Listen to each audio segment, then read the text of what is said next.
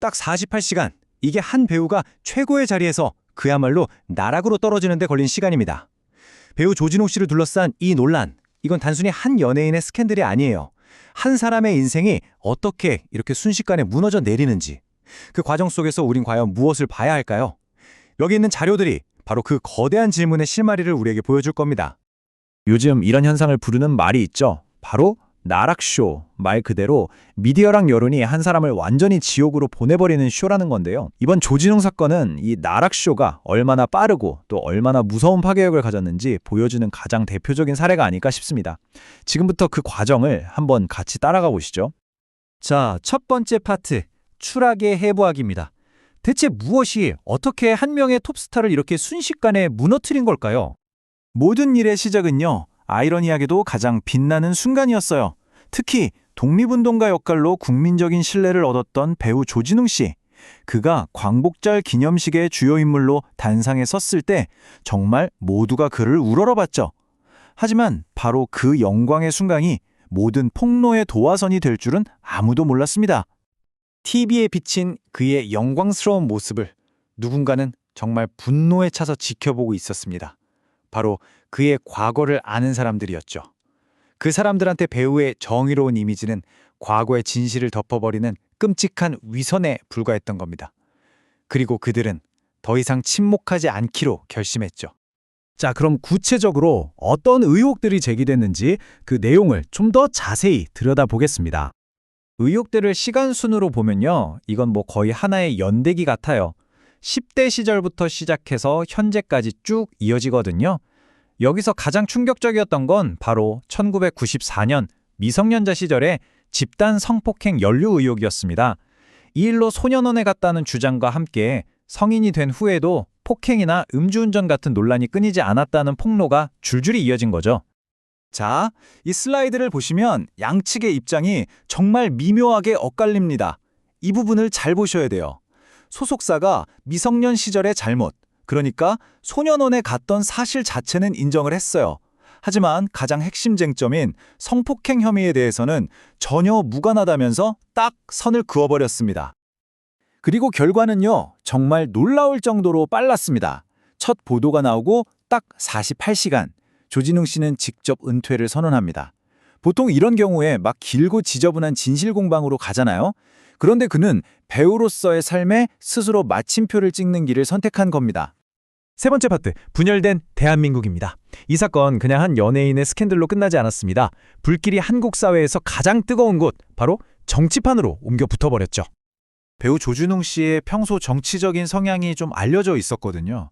그러니까 이게 순식간에 진보 대 보수의 대리전 양상으로 확 번져버린 겁니다. 그를 옹호하는 쪽과 비판하는 쪽이 각자 자기 진영의 논리로 무장한 채 아주 격렬하게 충돌하기 시작했어요. 이 말이 이 상황을 정말 정확하게 짚어내고 있어요. 예전에는 주로 진보 진영에서 다른 공인들의 과거를 문제 삼으면서 비판을 주도했거든요. 그런데 오라? 이번엔 자기들이 지지하는 인물이 타겟이 되니까 갑자기 옹호 모드로 돌아선 거죠. 말 그대로 공수가 교대됐다. 바로 이겁니다. 양쪽의 논리를 보면 이 표처럼 아주 명확하게 갈렸습니다. 진보 쪽은 재활 그리고 두 번째 기회, 이걸 계속 강조했어요. 소년법 정신을 존중해야 한다, 이런 거죠. 반면에 보수 쪽은 바로 그 지점을 파고들었습니다. 아니, 그 좋은 잣대 왜 다른 사람한테는 그렇게 엄격하게 들이댔냐? 바로 이 이중잣대 문제를 정면으로 들고 나온 겁니다. 네 번째, 사건 그 이후입니다. 이제 사건 자체를 좀 넘어서서 이 논란이 우리 사회 전체에 던진 더 크고 본질적인 질문들을 한번 생각해 볼 시간입니다. 첫 번째 질문입니다. 법으로는 이미 심판이 끝났어요. 그런데 우리가 흔히 말하는 이 여론 재판에도 공소시효라는 게 있을까요? 한 사람의 과거를 수십 년이 지나서 대중이 다시 심판대에 세우는 거, 이게 과연 옳은 일일까요? 우리 사회는 아직 이 질문에 대한 답을 찾지 못했습니다. 사실 제도적으로는 어느 정도 답이 나와 있어요. 국가인권위원회를 보면 소년범 기록은 재활을 위해서 공개하면 안 된다, 이게 원칙이라고 하거든요. 한 번 실수했다고 평생 꼬리표를 붙이자는 일종의 사회적 약속인 셈이죠. 근데 현실은 완전히 달랐잖아요. 바로 이 지점에서 엄청난 딜레마가 생기는 겁니다. 국민의 알 권리를 내세우는 언론의 자유, 그리고 한 번의 잘못을 딛고 다시 일어설 기회, 즉 재활의 원칙. 이 두 가지 가치가 정면으로 꽝 하고 부딪히는 거죠. 그를 옹호했던 사람들은 오스카 와일드의 이 말을 자주 인용했어요. 모든 성인에게는 과거가 있고 모든 죄인에게는 미래가 있다. 누구나 실수는 할 수 있다. 중요한 건 앞으로 나아갈 기회를 줘야 한다는 거죠. 굉장히 멋있는 말이잖아요. 근데 바로 여기서 가장 어려운 질문이 튀어나옵니다. 좋아요. 모든 죄인에게 미래가 있어야 한다. 그럼 그 두 번째 기회라는 거의 경계선은 대체 어디까지일까요?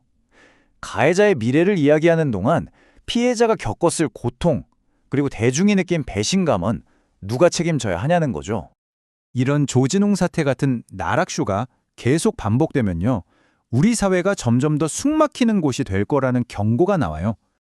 이 인용구가 그 결과를 정말 적나라하게 보여줍니다. 잘못을 저지르고 부끄러움을 아는 사람들은 아, 내가 잘못했구나 하고 스스로 물러나는데 어떤 비난을 받아도 끄떡도 안 하는 소위 뻔뻔한 사람들만 끝까지 살아남아서 대중 앞에 서게 된다는 거예요. 그리고 이 분석은 우리 모두에게 마지막으로 어쩌면 가장 무거운 질문을 던집니다. 용서나 관용보다는 가혹한 심판만 남은 사회. 그래서 부끄러움을 아는 사람들은 다 사라지고 오직 뻔뻔한 사람들만 살아남는 세상. 과연 그게 우리가 정말로 원했던 사회의 모습일까요? 그 답을 찾는 건 결국 우리 모두의 몫으로 남았습니다.